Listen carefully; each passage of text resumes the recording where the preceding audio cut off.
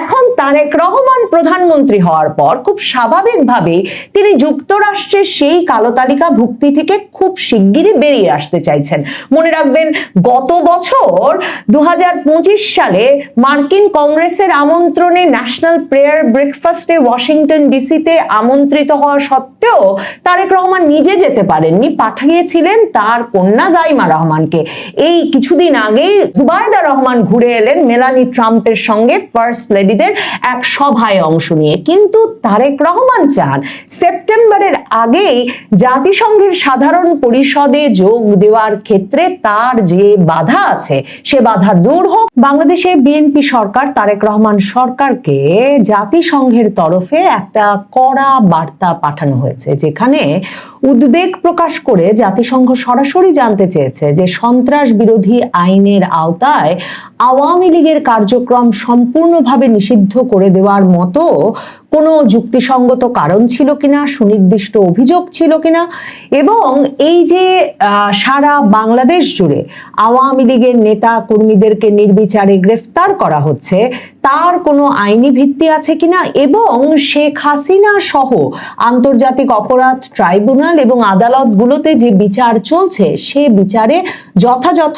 ন্যায় বিচারের ধারা অনুসৃত হচ্ছে কিনা, এবং তারা সত্যিকার অর্থেই বিচারকদের এবং আইনজীবীদের স্বাধীনতার সুযোগ গ্রহণ করতে পারছেন কিনা, এই বিষয়গুলো নিয়ে উদ্বেগ প্রকাশ করে জাতিসংঘের তিনটি স্পেশাল রিপোর্টিয়ার দল, জাতিসংঘের মানবাধিকার বিষয়ক স্পেশাল রিপোর্টিয়ার, জাতিসংঘের আরবিট্রারি ডিটেনশন মানে নির্বিচার গ্রেফতার সংক্রান্ত স্পেশাল রিপোর্টিয়ার, এবং জাতিসংঘের বিচারক এবং আইনজীবীদের স্বাধীনতা অর্থাৎ বিচার বিভাগের স্বাধীনতা নিশ্চিতকরণে যে স্পেশাল রিপোর্টিয়ার কাজ করেন, তিনজনে মিলে তিনজনের স্বাক্ষরিত চিঠি একটা পাঠানো হয়েছে। সরাসরি প্রধানমন্ত্রী তারেক রহমানকে উদ্দেশ্য করে সেই চিঠি লেখা হয়েছে, এবং সেই চিঠি লিখে 10টি সুনির্দিষ্ট প্রশ্ন করা হয়েছে তারেক রহমান সরকারকে, এবং আশা প্রকাশ করা হয়েছে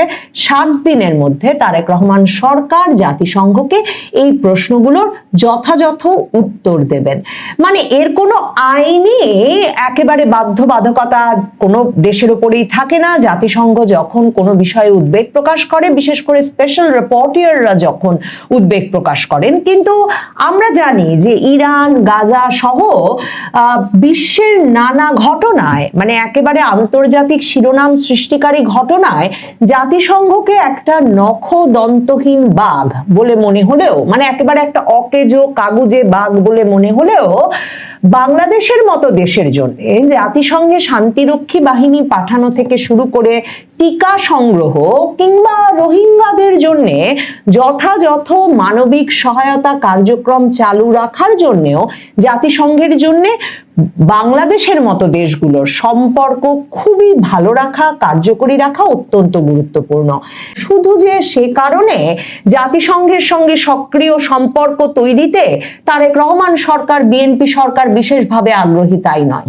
তারেক রহমান খলিলুর রহমানকে পররাষ্ট্রমন্ত্রী করতে নিযুক্ত হওয়াতে রাজি হওয়ার পর প্রথম খলিলুর রহমানকে যে অ্যাসাইনমেন্ট দিয়েছেন সেটা হচ্ছে জাতিসংঘের 81তম সাধারণ অধিবেশনে বাংলাদেশ যাতে সভাপতিত্ব পদে প্রতিদ্বন্দ্বিতা করে, এবং তিনি পররাষ্ট্রমন্ত্রী খলিলুর রহমানকে মনোনয়ন দিয়ে সেই সভাপতি পদে মনোনীত হওয়ার বিষয়টি নিশ্চিত করতে সারা পৃথিবীতে প্রয়োজনে এক রকমের নির্বাচনী যোগাযোগের যে সফর সেগুলো করতে পরামর্শ দিয়েছেন। এই যে জাতিসংঘের সাধারণ পরিষদের অধিবেশনে সভাপতি হতে বাংলাদেশের বিশেষ আগ্রহ এবং প্রধানমন্ত্রী তারেক রহমানের বিশেষ আগ্রহ, তার একটা কারণ 2007 সালের 11-র সময় তারেক রহমানের যা যা ক্ষতি হয়েছিল তার মধ্যে একটা বড় ক্ষতি ঘটেছিল। সে সময় ওই 11 ঘটাতে অত্যন্ত সক্রিয় মার্কিন প্রশাসনের যে প্রতিনিধি বাংলাদেশে ছিলেন, মার্কিন রাষ্ট্রদূত জেমস এফ মরিয়ার্টি, তিনি তখন মার্কিন পররাষ্ট্র দপ্তরের রীতিমতো ঘন ঘন তার বার্তা লিখে তারেক রহমান সম্পর্কে যেসব মন্তব্য করেছিলেন তাতে তারেক রহমানের যুক্তরাষ্ট্রের সকল ভিসা বাতিল হয়ে গিয়েছিল এবং এখন পর্যন্ত তারেক রহমান যুক্তরাষ্ট্রে আর প্রবেশাধিকার পান নাই। জেমস এফ মরিয়ার্টি কি লিখেছিলেন সেসব তার বার্তায়, পরে সেগুলো উইকিলিক্সের ফাঁস করা তথ্য মাধ্যমে বেরিয়ে এসেছিল এবং সে সময় আমরা জানতে পারি জেমস এফ মরিয়ার্টি সরাসরি বলেছিলেন যে প্রধানমন্ত্রী পুত্র তারেক রহমান বাংলাদেশে সন্ত্রাসবাদ আশকারা দেওয়ার একটা কেন্দ্রে পরিণত হয়েছেন এবং তিনি এর মাধ্যমে উন্নয়ন সহ সকল কিছুকে ক্ষতিগ্রস্ত করেছেন তার দুর্নীতি এবং সন্ত্রাসবাদী কর্মকাণ্ডের মাধ্যমে। কাজেই তারেক রহমানের হয়তো একাধিক পাসপোর্টে যুক্তরাষ্ট্রের ভিসা থাকতে পারে, কিন্তু তারেক রহমান জামিন পেলেও যাতে কিছুতেই কারাবাস ছেড়ে যুক্তরাষ্ট্রে যেতে না পারেন, সরাসরি সে পরামর্শ তখন জেমস এফ মরিয়ার্টি দিয়েছিলেন এবং তার বার্তার ভিত্তিতে এফবিআই এর তদন্তে তখন যুক্তরাষ্ট্রে তারেক রহমানের প্রবেশাধিকারের চির নিষেধাজ্ঞা আরোপিত হয় এবং তিনি কালো তালিকাভুক্ত হয়ে পড়েন। মানে সেই কালো তালিকায় কিন্তু প্রধানমন্ত্রী মোদিও ছিলেন, যখন তিনি প্রধানমন্ত্রী ছিলেন না, ছিলেন গুজরাটের মুখ্যমন্ত্রী, কিন্তু পরে প্রধানমন্ত্রী হওয়ার পর সেই কালো তালিকা থেকে তিনি বেরিয়ে আসতে পেরেছেন। এখন তারেক রহমান প্রধানমন্ত্রী হওয়ার পর খুব স্বাভাবিকভাবেই তিনি যুক্তরাষ্ট্রের সেই কালো তালিকা ভুক্তি থেকে খুব শিগগিরই বেরিয়ে আসতে চাইছেন। মনে রাখবেন, গত বছর 2025 সালে মার্কিন কংগ্রেসের আমন্ত্রণে ন্যাশনাল প্রেয়ার ব্রেকফাস্টে ওয়াশিংটন ডিসিতে আমন্ত্রিত হওয়া সত্ত্বেও তারেক রহমান নিজে যেতে পারেননি, পাঠিয়েছিলেন তার কন্যা জাইমা রহমানকে।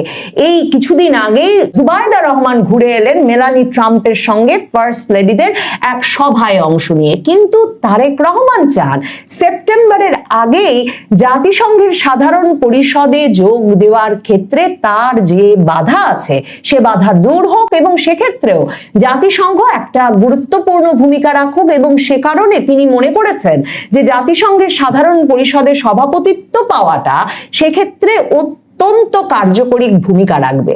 এখন তারেক রহমানের জন্য তাই এই যে চিঠিটা, সেই চিঠি অনেক বেশি গুরুত্ব বহন করে।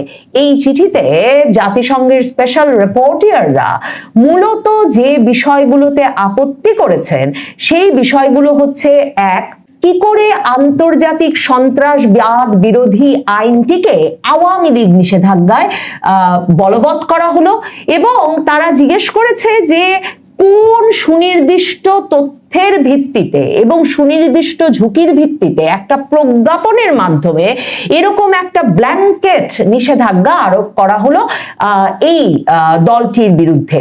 স্পেশাল রিপোর্টারদের এই উদ্বেগের বিষয়ে লেখা 18-19 পাতার যে প্রতিবেদন, সেটা পড়লে পরিষ্কারভাবে বোঝা যায় যে তাদের কাছে সকল তথ্য আছে। তারা একটা বর্ণনা দিয়েছেন যে তাদের কাছে কি কি তথ্য আছে। সেখানে তারা আলাপটা শুরুই করেছেন 2024-এর জুলাই আগস্টে শেখ হাসিনা সরকারের সময় আইন শৃঙ্খলা রক্ষাকারী বাহিনী যে জবরদস্তি করেছে, যে বল প্রয়োগ করেছে সে বিষয়ে লিখে, এবং সেখানে তারা বলেছে যে শেখ হাসিনা সরকারের সময়ে সে সময় আন্দোলন দমনে আইন শৃঙ্খলা রক্ষাকারী বাহিনীর অতিরিক্ত বল প্রয়োগে 1400 জন পর্যন্ত নিহত হয়ে থাকতে পারেন বলে যে অভিযোগ আছে সেটিও তাদের জানা। কিন্তু জাতিসংঘ বলছে যে তারা মনে করে সুনির্দিষ্ট ব্যক্তিদের চিহ্নিত করে সুনির্দিষ্ট অপরাধের দায়ে বিচার করতে হবে। সেজন্য বাংলাদেশের একটা বৃহত্তম রাজনৈতিক দলকে নিষিদ্ধ করে দেওয়া, সরাসরি জাতিসংঘের সঙ্গে রাষ্ট্রগুলোর যে চুক্তি আইসিসিপিআর এর ভিত্তিতে, মানে সিভিল অ্যান্ড পলিটিক্যাল রাইটস নিশ্চিতকরণের যে সনদ জাতিসংঘে সকল রাষ্ট্র সই করেছে, তার ভিত্তিতে ওরকম করে একটা রাজনৈতিক দলকে সুনির্দিষ্ট ব্যক্তিদের বিচার না করে ঢালাওভাবে নিষেধ করে দেওয়া, সরাসরি জাতিসংঘের আইসিসিপিআর এর ফ্রিডম অফ এক্সপ্রেশন, মত প্রকাশের স্বাধীনতা, সমাবেশের স্বাধীনতা, সংঘবদ্ধ হওয়ার স্বাধীনতা, জনসংযোগ সহ মানে জনপরিসরে বিভিন্ন কাজে সম্পৃক্ত হওয়ার যে স্বাধীনতা এবং ন্যায় বিচার পাওয়ার অধিকার সহ একটা জীবনে বেঁচে থাকার যে অধিকার, রাইট টু লাইফ, এসবের সরাসরি লঙ্ঘন বলে অভিহিত করেছে সুনির্দিষ্টভাবে। আইসিসিপিআর এর কোন কোন আর্টিকেল, কোন কোন অনুচ্ছেদ বাংলাদেশ সরকার এসবের মাধ্যমে লঙ্ঘন করছে তা উল্লেখ করে সেখানে সরাসরি জাতিসংঘ আরেকটা গুরুত্বপূর্ণ কথা তারেক রহমান সরকারের উদ্দেশ্যে সরাসরি বলেছেন। তারেক রহমানের সরকার, স্বরাষ্ট্রমন্ত্রী সম্প্রতি সংসদে দাঁড়িয়ে বলেছেন পুলিশ হত্যার বিচার করার কোনো প্রশ্নই ওঠে না, কারণ যা ফয়সালা হওয়ার মাঠে হয়ে গেছে, অভ্যুত্থানকারীদের ওপর, হামলাকারীদের ওপর যে মৃত্যু, তার কোনো বিচার হতে পারে না। মানে তিনি নিজেই সিদ্ধান্ত নিয়েছেন সংসদে দাঁড়িয়ে যে অভ্যুত্থানকারীরা, তাদের ওপর হামলা হয়েছিল বলে এই এমনকি যে পুলিশ সদস্য হামলা করে নাই তাদেরকেও যে মেরে এসেছে সেটাও, মানে থানা পুড়িয়ে দিয়েছে, থানা জ্বালিয়ে দিয়েছে, ঢালাও ভাবে থানার সকল পুলিশ সদস্যকে পর্যন্ত হত্যা করেছে, কিংবা নিরস্ত্র পুলিশ সদস্য হেঁটে যাচ্ছিলেন তাকে পিটিয়ে মেরে ঝুলিয়ে রেখেছে। স্বরাষ্ট্রমন্ত্রী সিদ্ধান্ত দিয়ে দিয়েছেন সংসদে দাঁড়িয়ে যে এগুলো নাকি বিচারের প্রয়োজন নাই, এগুলো ঠিক আছে, মানে এগুলোকে আন্দোলনের ঘটনা হিসেবে দেখতে হবে। জাতিসংঘ এই প্রতিবেদনে সুস্পষ্টভাবে তাদের এই যে উদ্বেগ জানিয়ে প্রধানমন্ত্রী তারেক রহমানকে লেখা চিঠিতে সুস্পষ্টভাবে বলেছে যে 2024-এর 5ই আগস্টের পর সংবিধানে না থাকা সত্ত্বেও যে অন্তর্বর্তীকালীন সরকার গঠিত হয়, সে সরকারের আমলে 5ই আগস্টের পর থেকে যে ঢালাও ভাবে আওয়ামী লীগ কর্মী এবং আওয়ামী লীগ সমর্থক হিসেবে চিহ্নিত করার ফলে যেসব ব্যক্তিবর্গের উপর হামলার ঘটনা ঘটেছে, ফৌজদারি অপরাধের ঘটনা ঘটেছে, এমনকি হত্যার ঘটনা ঘটেছে, সেগুলোকেও বিচারের আওতায় আনতে হবে। এবং জাতিসংঘ সুস্পষ্টভাবে বলেছে 24-এর জুলাই আগস্ট এবং 24-এর জুলাই আগস্ট পরবর্তী আওয়ামী লীগ সম্পর্কিত ব্যক্তিবর্গের উপর হামলা এবং হত্যার ঘটনা সহ সকল অপরাধকে বিচারের আওতায় আনবার মাধ্যমে ন্যায় বিচার নিশ্চিত করতে হবে এবং সরকারকে জানাতে হবে যে তারা সেটা করছে কিনা। তারেক রহমান সরকারকে ডিসএগ্রিগেটেড ডেটা, মানে সরাসরি একেবারে সুনির্দিষ্ট পরিসংখ্যান দিতে বলা হয়েছে। কতজনকে গ্রেফতার করা হয়েছে, কি অভিযোগে গ্রেফতার করা হয়েছে, তাদেরকে বিচারের আগে কতদিন ধরে আটকে রাখা হয়েছে, কিভাবে বিচার প্রক্রিয়া চলছে, এবং এই আওয়ামী লীগের সঙ্গে সংশ্লিষ্ট ব্যক্তিদের কতজনকে এ পর্যন্ত জামিন দেওয়া হয়েছে এবং কতজনের ক্ষেত্রে এ পর্যন্ত তদন্ত রিপোর্ট দেওয়া হয়েছে, সেই বিষয়গুলোর ডিসএগ্রিগেটেড ডেটা, একেবারে সুনির্দিষ্ট আলাদা আলাদা পরিসংখ্যান দিতে বলা হয়েছে। এর বাইরে জাতিসংঘ জানতে চেয়েছে যে তাদের কাছে নির্যাতন এবং হেফাজতে মৃত্যুর যেসব তথ্য আসছে সেসব বিষয়ে সরকারের কাছে কি তথ্য আছে এবং সরকার কোনো তদন্ত পরিচালনা করেছেন কিনা। প্রশ্নগুলো কঠিন, তবে তারেক রহমান সরকার, প্রধানমন্ত্রী তারেক রহমান জাতিসংঘকে এসব প্রশ্নের উত্তর দিয়ে সন্তুষ্ট করতে না পারলে জাতিসংঘের সভাপতিত্ব পদ পররাষ্ট্রমন্ত্রী খলিলুর রহমানের জন্য কতটা সহজ হবে, আর জাতিসংঘের সাধারণ পরিষদে মার্কিন যুক্তরাষ্ট্রের ভিসা নিয়ে সরকার প্রধান হিসেবে যাওয়া তারেক রহমানের জন্য কতটা মসৃণ হবে তা বলা মুশকিল। 5 আগস্ট ষড়যন্ত্রমূলক গণ অভ্যুত্থানের মাধ্যমে বাংলাদেশ আওয়ামী লীগের পতন হয়েছে এবং শেখ হাসিনা সরকারের পতন হয়েছে, আমরা সকলেই অবগত আছি। 5 আগস্টের পরবর্তী সময় অনেকেই মনে করেছিল বাংলাদেশ থেকে বাংলাদেশ আওয়ামী লীগ হারিয়ে যাবে, কিন্তু বাংলাদেশ আওয়ামী লীগ বাংলাদেশ থেকে হারিয়ে যায়নি। তখনও বাংলাদেশে বাংলাদেশ আওয়ামী লীগ ছিল, হয়তোবা শক্তিশালী রূপে বাংলাদেশ আওয়ামী লীগ বাংলাদেশের বুকে রাজনীতি করতে পারেনি। কিন্তু যতই সময় গড়াতে শুরু করে ততই বাংলাদেশ আওয়ামী লীগ আস্তে আস্তে তাদের শক্তি সঞ্চয় করে বাংলাদেশে রাজনীতি করা শুরু করে। এখনো অনেকেই বলার চেষ্টা করছে বাংলাদেশে তো আওয়ামী লীগ নেই, কিন্তু বাংলাদেশে সকল জেলা উপজেলায় মহানগর আওয়ামী লীগ আছে এবং আওয়ামী লীগের শক্তি সঞ্চয় করে ধীরে ধীরে আগের রূপে ফিরে আসার চেষ্টা করছে এবং বিভিন্ন কর্মসূচি পালন করছে।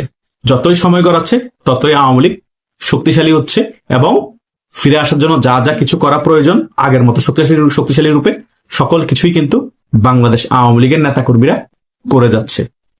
আজকে আপনাদের কাছে খুব ক্লিয়ারলি একটি মেসেজ নিয়ে আলোচনা করতে আসছি, আওয়ামী লীগ ফিরে আসা নিয়ে।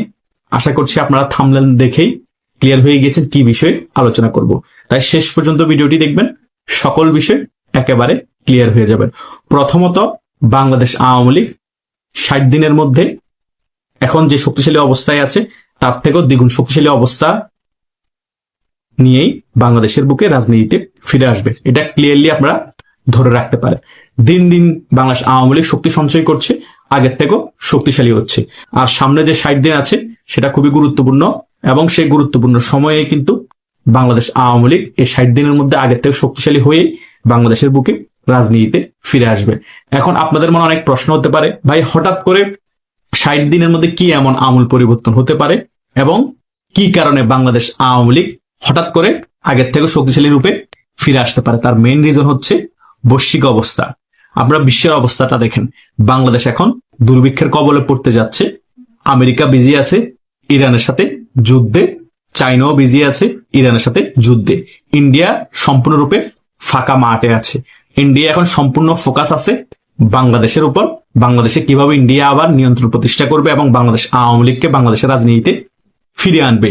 এই দিকে বেকায়দায় পড়ে গিয়েছে বিএনপি সরকার ক্ষমতায় আসার পরে।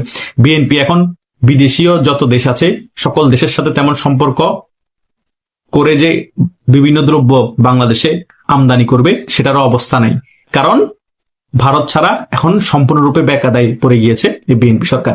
ভারতই এখন হচ্ছে বিএনপির শেষ ভরসা, যা কিছু আমদানি করতে হবে ভারত থেকে আমদানি করতে হবে। সো ভারতও সেই ফায়দা ভালোভাবে লুফে নিবে। অলরেডি ভারত একবার ডিজেল দিয়ে আরেকবার দিবে না বলে দিয়েছে, অনেক পাটা ধরে এই বিএনপি সরকার আবার ডিজেল নেওয়ার জন্য বসে আছে। ভারতও কিন্তু সত্য জুড়ে দিচ্ছে, ডিজেল দিবে বলেছে, আরো অনেক সাহায্য সহযোগিতা করবে বলেছে, কিন্তু ভারতের কথা যেগুলা, যে সত্যগুলো সেগুলা মানতে হবে। অনেক আগে থেকে সে সত্যগুলা দিচ্ছে, বিএনপি সরকার ক্ষমতায় আসার পরে মানছে না, না মেনে ভারতের সাথে সম্পর্ক ভালো করার চেষ্টা করছে। ভারত এই ব্যাপারগুলো ভালোভাবে দেখছে না। সো ভারত মেন খেলাটা শুরু করে দিয়েছে। আমেরিকা বাংলাদেশে এখন মাথা ঘামানো তেমন চেষ্টা করেও পারছে না ভারতের রয়ের কারণে, এবং পাকিস্তান আইএসও ভারতের রয়ের কারণে বাংলাদেশে কোণঠাসা হয়ে পড়েছে। তাই বিএনপি এখন বেকায়দায় ভারত কূটনীতিক ভাবে চেপে ধরেছে, এবং বাংলাদেশের জনগণও এই বিএনপি সরকারের উপর পেড়াব হয়ে আছে। আওয়ামী লীগও 26শে মার্চের মধ্যে যে খেলা দেখানো শুরু করে দিয়েছে, এই কঠিন অবস্থায়ও সারা বাংলাদেশে একটা জাগরণ তৈরি হয়ে গিয়েছে যে বাংলাদেশ আওয়ামী লীগ এখন আগের রূপে ফেরার চেষ্টা করছে। সো আগামী দিনগুলো আরো ভয়াবহ রূপ ধারণ করবে এবং বিএনপি সরকার আরো বেশি বেকায়দায় পড়বে, বৈশ্বিক অবস্থা আরো বেশি খারাপ হবে, বাংলাদেশে আরো বেশি দুর্ভিক্ষের অবস্থা তৈরি হবে। আর সেই সুযোগে বাংলাদেশ আওয়ামী লীগ 60 দিনের মধ্যে নিজেদেরকে গুছিয়ে নিয়ে বাংলাদেশের বুকে শক্তিশালী রূপে ফিরে আসবে। এই দিকে সাপোর্ট করবে ভারতীয় কূটনীতি, অন্যদিকে বাংলাদেশ আওয়ামী লীগের নেতা কর্মীরাও একটি স্পেস পেয়ে যাবে এবং জনগণও এই বিএনপি সরকারের উপর আরো বেশি পেডাপ হয়ে যাবে। অলরেডি বিএনপির অনেক মন্ত্রীদের বেফাস মন্তব্যের কারণে বাংলাদেশের জনগণ অলরেডি পেডাপ হয়ে আছে। সমঝোতার ভিত্তিতে চাঁদাবাজি, বাংলাদেশে কোনো পেট্রোল ডিজেলের অভাব নাই, সকল জায়গায় পেট্রোল ডিজেল পাওয়া যাচ্ছে, আমরা ভর্তুকি দিচ্ছি, সে কারণে পেট্রোল ডিজেলের দাম এখনো বাড়েনি। মিথ্যা প্রপাগান্ডা, বেফাস বক্তব্যের কারণে আরো বেশি সমালোচনার মুখে পড়ে গিয়েছে এই বিএনপির মন্ত্রীরা, জনরোষে পড়ে গিয়েছে। অন্যদিক দিয়ে আওয়ামী লীগের নেতা কর্মীরা সংগঠিত হয়ে আওয়ামী লীগের বিভিন্ন কর্মসূচি পালন করছে, ঝটিকা মিছিল করছে, বিক্ষোভ মিছিল করছে, বিভিন্ন জায়গায় সেফলি সভা সমাবেশ করে যাচ্ছে। সো এখন এই পরিস্থিতি থাকলে আর 60 দিন পরে কি পরিস্থিতি হবে কল্পনা করেন। তার মানে মোটামুটি ক্লিয়ারলি বোঝা যাচ্ছে 60 দিনের ভিতর আওয়ামী লীগ আরো বেশি শক্তিশালী রূপে বাংলাদেশের বুকে রাজনীতিতে ফিরে আসবে। আওয়ামী লীগের কার্যক্রমের উপর যে নিষেধাজ্ঞা আছে সেটা তুলুক বা না তুলুক, সেটা কোনো কিছুই ম্যাটার করে না। আমি আগেও বলেছি, এই নিষেধাজ্ঞা নির্বাহী আদেশের মাধ্যমে দিয়েছিল একটি অবৈধ সরকার, যিনি ছিলেন ডক্টর ইউনূস, তিনি। সো তিনি অবৈধ ছিলেন, তার যে নির্বাহী আদেশ সেটা অবৈধ ছিল, তিনি চলে গিয়েছেন। সো তার ওই আদেশটাও চলে গিয়েছে। সো এগুলা কাগজে কলমে কোনো ভ্যালু নাই এই নির্বাহী আদেশ। এখন বিএনপি জোর আছে, সে কারণে ওই ডক্টর ইউনূসের নির্বাহী আদেশটাকে বলার জন্য চেষ্টা করছে। আওয়ামী লীগের কার্যক্রম এখনো নিষেধাজ্ঞা আছে, আওয়ামী লীগ কোনো কার্যক্রম পরিচালনা করতে পারবে না। বাস্তবে এই কথার কোনো ভিত্তি নেই। 40 থেকে 45% রাজনৈতিক জনসমর্থন আছে এই বাংলাদেশ আওয়ামী লীগের। সো এত বড় একটা রাজনৈতিক দলকে বেশি দিন যদি আপনি কার্যক্রম নিষেধাজ্ঞা দিয়ে রাখেন, তারা নিজে থেকে অটোমেটিক্যালি ভাবে কার্যক্রম শুরু করে দিবে। কারণ এত জনসমর্থন থাকা পরেও একটা রাজনৈতিক দলকে নিষেধাজ্ঞা দিয়ে রাখা যায় না। ভিজিবল হবেই তাদের কর্মসূচিগুলো। দেখেন সারা বাংলাদেশে 26শে মার্চ বলেন, 7ই মার্চ বলেন, প্রত্যেকটা দিবসে কর্মসূচি কিভাবে হচ্ছে। সামনে যত দিন যাবে ততই আওয়ামী লীগের সংগঠিত হয়ে তারা ততই বেশি কর্মসূচি পালন করবে, ততই বেশি সমাগম হবে। কতজনকে গ্রেপ্তার করবেন? জেলের মধ্যে জায়গা আছে গ্রেপ্তার করতে করতে। বাংলাদেশের মধ্যে কি মাত্র কয়েক লাখ মানুষ বাংলাদেশ আওয়ামী লীগকে সমর্থন করে? লাখ লাখ কোটি কোটি মানুষ বাংলাদেশ আওয়ামী লীগের সমর্থক আছে। বাংলাদেশে প্রায় 8 থেকে 10 কোটি মানুষ বাংলাদেশ আওয়ামী লীগকে ভালোবাসে। কতজনকে দমানবেন? কতজনকে এই আওয়ামী লীগের কার্যক্রমের উপর নিষেধাজ্ঞা আছে বলে তারা কোনো ফুল দিতে গেলে তাদেরকে গ্রেপ্তার করবেন? লাভ হবে না।